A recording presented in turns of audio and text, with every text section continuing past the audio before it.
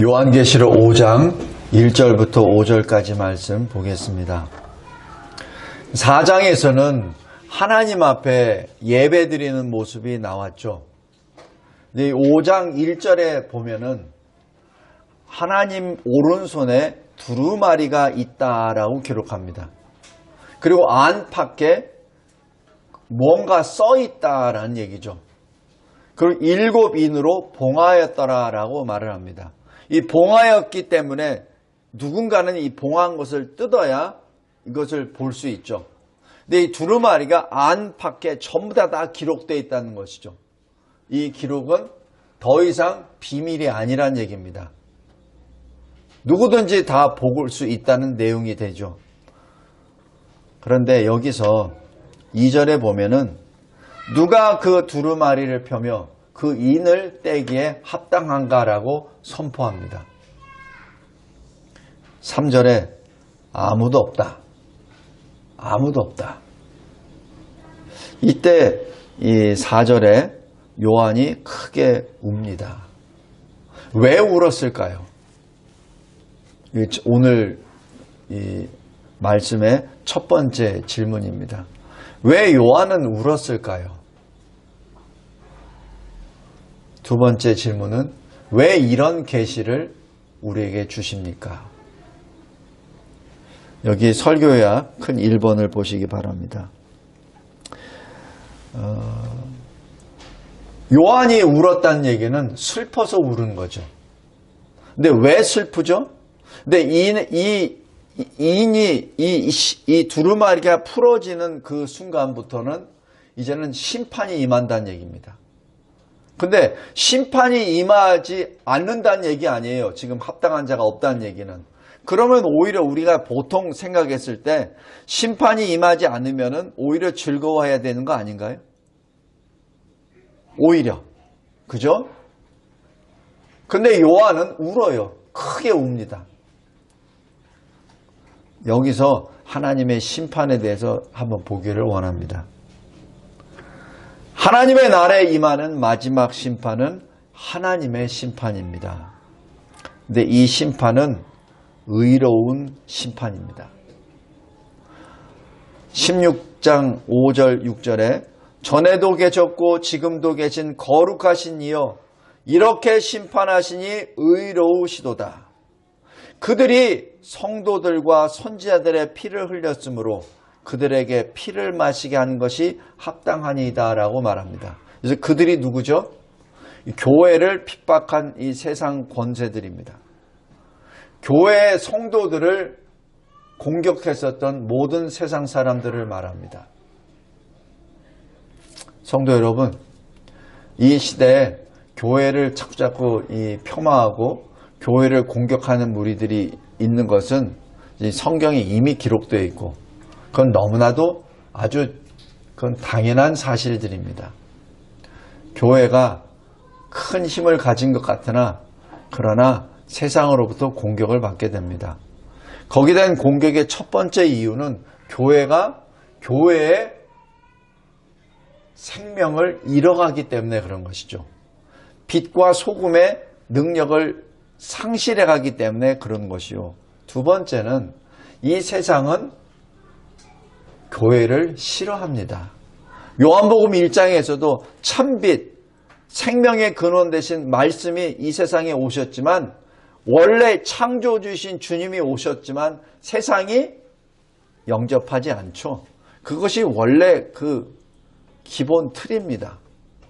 이상하게 여기지 말기 바랍니다. 교회를 싫어한다는 것은 지극히 당연한 모습들입니다. 그래서 이 심판은 성도들을 위한 의로운 심판입니다. 두 번째, 이 하나님의 심판은 참되십니다. 여기 요한계시록 6장 10절 11절에 이렇게 기록합니다. 제단 아래 하나님의 말씀과 그들이 가진 증거로 인하여 죽임을 당한 순교자들의 영혼들이 제단 아래에서 큰 소리로 기도합니다. 거룩하고 참되신 대주제여, 땅에 거하는 자들을 심판하여 우리 피를 갚아주지 아니하시기를 어느 때까지 하시려 하나이까? 언제까지 하나님의 백성들이 이렇게 피를 흘며 죽어가고 있는데 교회가 참담한 모습으로 폐쇄되어 가고 있고 교회가 무너져 가고 있는데 하나님께서는 언제까지 심판을 하지 아니하시나이까? 라는 그 말씀입니다. 주님이 말씀하십니다. 아직 잠시 동안 그 수가 차기까지 하리라. 하나님이 정하신 때가 있어요. 그 때까지 너희는 이 제단 밑에서 기도하라라는 얘기입니다. 이 말씀은 분명히 박해의 끝이 있다는 얘기입니다. 성도들의 피를 흘리는 끝이 있다는 얘기입니다. 저 북한에 예수 믿는 것 때문에 성경을 가졌다는 것 이유 때문에 예배를 드렸다는 그 때문에 죽임을 당하고 짐승보다도 더 악한 그러한 처우를 받으며 끙끙거리는 북한의 지하교회 성도들의 끝이 있다는 얘기입니다. 여기에 우리도 옥에 갇힌 자의 그 심정으로 하나님 앞에 기도해야 됩니다. 우리가 너무 그것을 무시하고 간과해버려요. 우리가 그냥 잘 먹고 잘 사니까. 그래서 제가 개인적으로 어떤 음식이나 이런 걸 때 남기는 것을 제가 스스로 굉장히 이게 자제합니다. 거의 본능적으로. 그래서 그냥 봐서 뭐 하면은 웬만한 걸 막 먹어요. 배불러도. 버리는 게 자꾸 저한테는 그게 용납이 안 되더라고요. 언뜻 보면은 저 목사님은 참 이게 너무 못 살았나? 왜 저렇게 물건을 아끼려고 하지? 이렇게도 하는데 사실 그게 마음에 걸려요.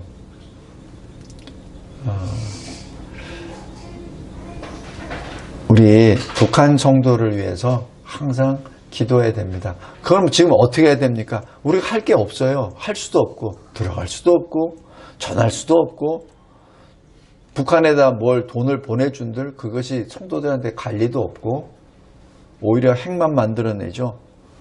그러니까 우리는 어떻게 합니까? 기도하는 수밖에 없습니다.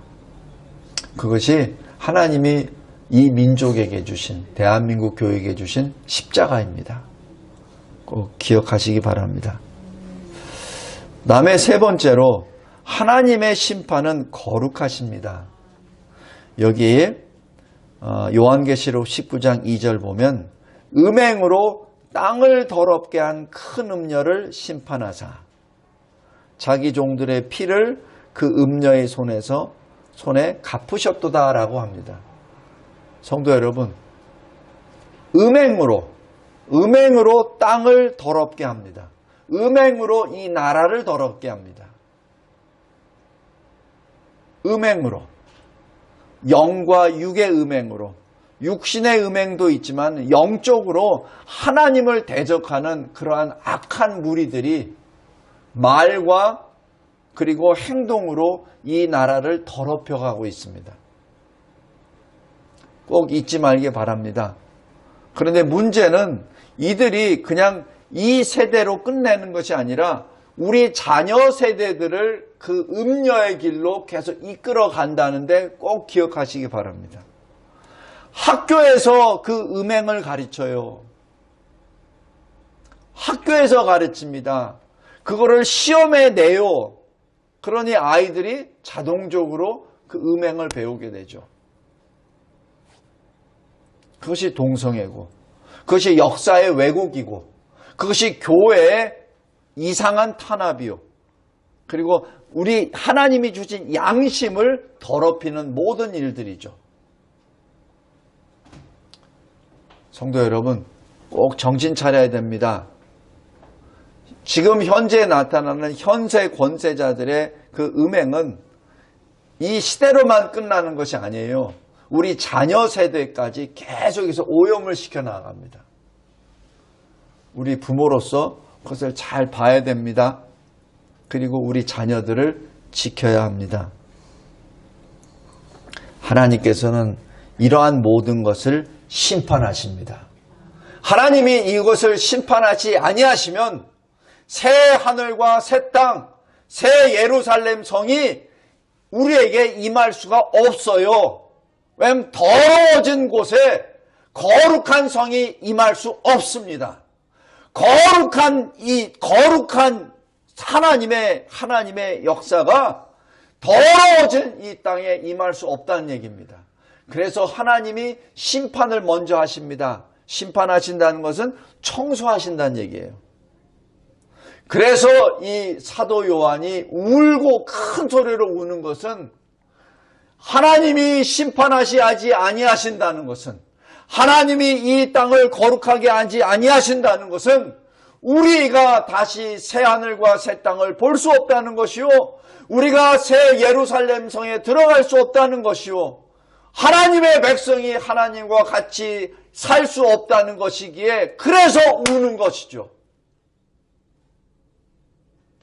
우리는 주님이 예비하신 심판을 기다려야 합니다. 그리고 그 심판을 간구해야 됩니다. 그래야 더 이상 더러워지지 않는 세상, 더 이상 하나님을 대적하는 그러한 세상이 없는 하나님의 영광만이 임하는 그 세상이 임할 수 있기 때문에 그렇습니다. 그래서 우리는 이 심판을 즐거워합니다.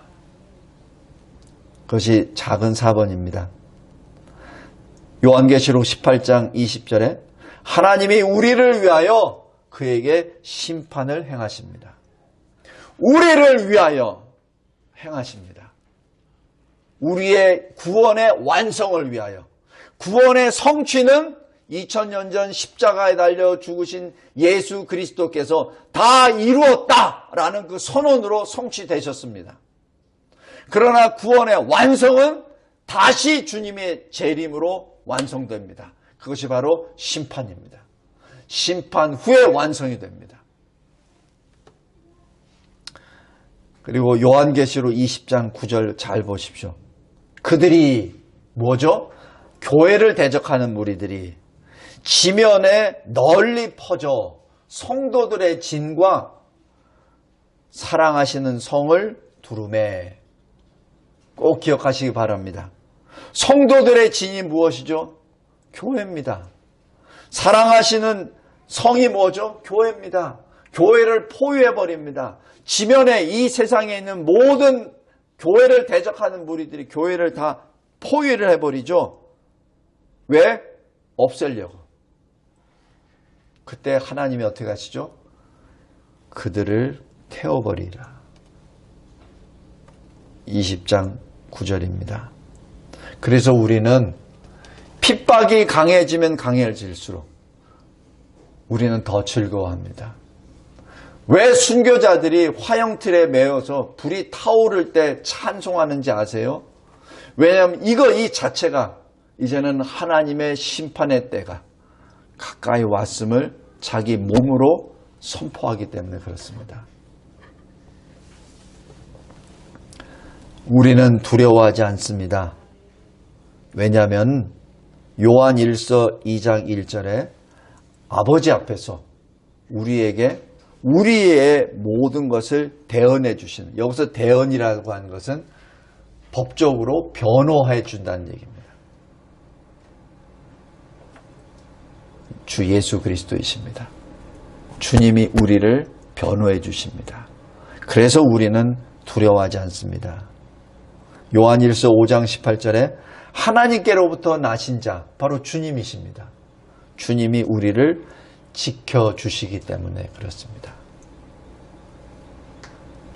성도 여러분, 꼭 기억하기 바랍니다. 왜 사도 요한이 울었을까? 그것도 크게 울었을까? 하나님의 심판의 때가 그러면 없다는 건가? 그럼 심판의 때가 없다는 얘기는 구원의 완성이 안 된다는 얘기인데, 그렇다면 우리는 영원토록 이렇게 존재해야 되는가? 라는 것 때문에 크게 우는 것이죠. 사도 요한이 90세가 넘어서까지 다니면서 복음을 전했죠. 예수를 전하죠. 그리고 나중에는 반모섬에 끌려가서 죄수로 요한계시록을 받으면서도 계속 설교하죠. 왜? 주님이 다시 오실 거야. 주님이 다시 오실 거야. 주님이 다시 오시면 이 세상은 다 심판받고 다시 새 하늘, 새 땅, 새 예루살렘 성으로 하나님의 영광을 영원토록 누릴 거야 라고 설교했던 본인이 이제는 무엇을 보고 설교한단 말입니까? 하나님, 나의 소망이 이제 어디로 간단 말입니까? 라고 크게 부르짖었던 것입니다. 다음에 크게 두 번째, 하나님의 심판은 만물이 기다리고 있습니다. 베드로후서 3장 12절에 하나님의 날이 임하기를 바라보고 간절히 사모하라라고 말씀합니다. 로마서 8장 22절 23절에 모든 피조물도 이제까지 함께 탄식하며 함께 고통을 겪고 있으며 우리 몸의 속량을 기다리노라 라고 말합니다. 모든 만물이 언제부터? 아담이 범죄한 후부터. 아담의 범죄함부터 어떻게 되죠? 땅이 가시와 엉겅퀴를 내죠. 그 전에는 땅이 무엇을 내리죠? 하나님께서 명령하신 과실 열매를 풍부하게 내죠. 그래서 이 아담이 열심히 일을 하죠. 근데 일을 하는데 그 일을 먹기 위한 일이 아니라 하나님의 영광을 위하여 일을 하죠. 그러나 죄가 들어온 다음부터는 먹고 살기 위해서 일을 하게 됩니다. 그것이 달라요. 그래서 모든 피조물이 주님의 재림을 기다립니다. 왜냐하면 그 주님의 재림을 통해서 모든 이러한 악한 것이 다 사라지기 때문에 그렇습니다. 주를 향하여 소망을 가지고 그리고 깨끗한 정결의 신부로 우리가 서야 합니다. 요한일서 3장 2절 3절에 잘 보십시오. 주께서 나타나시면 우리가 주와 같을 줄 아는 것은, 우리가 변화산 사건에서 영광의 모습을 보죠.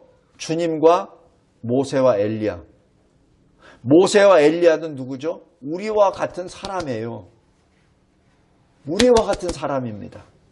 물론 우리보다 훨씬 더 믿음이 강한 사람이에요. 믿음의 선진입니다. 그러나 우리와 같은 사람이에요. 우리도 마찬가지. 마지막 구원이 완성이 될 때, 주님이 재림하실 때는 우리의 모습이 호련히 그렇게 변화됩니다. 그것이 고린도전서 15장입니다. 주님의 참모습을 그대로 볼 수 있기 때문에 그렇습니다. 베드로후서 3장 12절 13절에 그날에 하늘이 불에 타서 풀어지고 물질이, 여기 물질은 이 세상에 있는 모든 실존하는 것들입니다. 그들이 다 뜨거운 불에 녹아지려니와 우리는 모든 것이 다 심판의 불에 다 타버립니다. 그런데 우리는 어떻게 되죠? 우리는 약속대로 새하늘과 새 땅을 바라봅니다. 뭐죠? 새하늘과 새 땅을 바라본다는 얘기는 우리는 존재한다는 얘기죠. 다른 건 다 사라집니다. 우리는 존재합니다. 영체의 모습으로 존재합니다. 그래서 새하늘과 새 땅을 바라봅니다. 우리는 하나님께 속하고 온 세상은 악한 자 안에 처하게 됩니다. 바로 우리가 예수를 믿는 바로 그리스도인이요 교회입니다. 그래서 고린도전서 15장 57절 우리 주 예수 그리스도로 말미암아 우리에게 승리를 주시는 하나님께 감사합니다. 그리고 마지막 세 번째, 이러한 심판의 권한은 예수 그리스도께 임합니다. 요한복음 5장 22절 27절에 아버지께서 아무도 심판하지 아니하시고 심판을 다 아들에게 맡기신다라고 기록합니다. 예수님이 이 세상에서 가르치실 때 이미 선언하신 것입니다. 그것이 요한계시록 5장에 지금 집행되는 것이죠. 지금 사도 요한은 그것을 알고 있어요. 지금 요한복음을 기록한 사람이 누구예요? 사도 요한입니다. 성령의 감동함을 받고 기록한 거예요. 자기가 예수의 제자로 지상에 있을 때 주님이 직접 하신 말씀입니다. 그런데 지금 막상 이제 이 인을 뗄 때야 되는데 인을 뗄 자가 없다 그러니 주님이 어디 계십니까? 라고 크게 우는 것이죠. 주님 어디 계십니까? 하나님 아버지의 뜻에 따라 아들을 보고 믿음으로 선한 일을 행한 자는 생명의 부활로, 예수를 저버리고 말씀을 받지 아니하므로 악한 일을 행하는 자는 심판의 부활로 나오게 됩니다. 요한복음 5장, 6장, 12장입니다. 말씀을 맺겠습니다. 하나님의 말씀은 오랫동안 많은 사람들에 의해서 기록되어 있지만 그러나 원저자는 성령 하나님이십니다. 한 분이시죠. 그래서 모든 것이 다 연결되어 있습니다. 왜 사도 요한이 크게 울고 있습니까? 주님의 약속대로 구원의 역사가 완성되는 그 본인, 주님이 보이지 않기 때문에 그렇습니다. 그러나 우리 다음 주에 볼 거기에 주님이 말씀하시죠. 다윗의 뿌리, 유대 지파의 사자가 오십니다. 왜 마지막 심판의 계시를 우리에게 보여주십니까? 요한복음 14장 29절입니다. 우리로 믿게 하려 함입니다. 우리에게 믿음을 주시기 위해서 그렇습니다. 성도 여러분, 많은 사람들이 이 종말에 대해서 말을 하고 천국과 지옥에 대해서 말을 합니다. 다 일견, 다 의미가 다 있어요. 그런데 우리가 가장 마음에 새겨야 될 것은 성경 말씀입니다. 성경 말씀을 통하여 예수의 재림을 기다리는 저와 여러분이 되기를 바랍니다. 예수의 재림, 예수의 초림을 통해서 구원의 역사가 시작됩니다. 그러나 재림을 통해서 구원이 완성됩니다. 구원의 완성 직전에 심판이 임합니다. 그래서 우리는 심판을 늘 감사로 기다립니다. 두려워하는 것이 아닙니다. 그래서 이 세상이 악하면 악할수록 더욱더 깨어있으라 하는 것이 바로 하나님의 명령입니다. 두려워하지 말라. 두려워하지 말라. 바로 심판의 끝이 구원의 완성이니라. 그리고 너희들이 고난받느냐?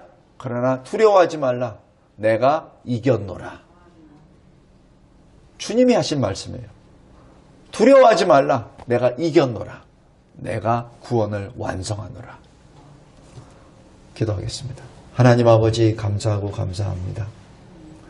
두려운 말씀이지만 그러나 이 세상 모두가 다 두려워 떠는 심판이지만 우리는 기쁨과 감사, 즐거운 마음으로 주님 앞에 서서 오시옵소서. 어서 오시옵소서. 우리 주님 마라나타. 감사합니다. 예수 그리스도의 이름으로 기도드리옵나이다. 아멘.